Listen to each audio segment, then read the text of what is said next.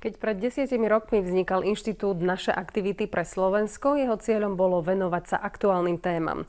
A to aj prostredníctvom medzinárodného ekumenického koncertu, ktorého hlavnou myšlienkou je podporovať dialóg medzi národmi a jednotlivými náboženstvami.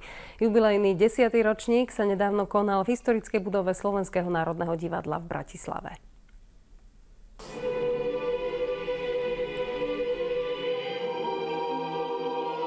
My sme vďační, že sa tu zišli umelci zo Slovenska, Maďarska, Rakúska, teda zo srdca Európy a približujú spev 5 najväčších kresťanských cirkví a židovskej náboženskej obce pod morálnou záštitou, ktorých sa toto podujatie aj organizuje.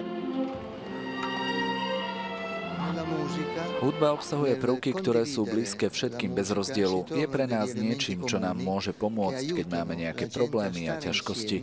Vďaka jej počúvaniu si môžeme uvedomovať hodnoty, na ktoré počas bežného života zabúdame.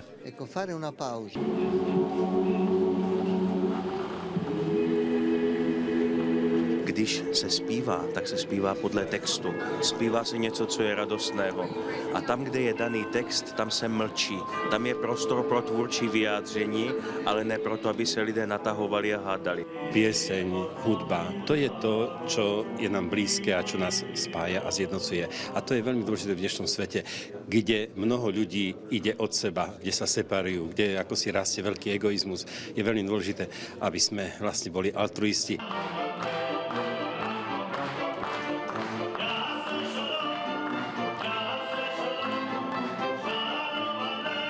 Umenie i hudba patria práve tým vrcholom, ktoré sa majú dodržovať a ktoré môžu ukázať, ako je hudba internacionálna, ako hudba je bez hraníc.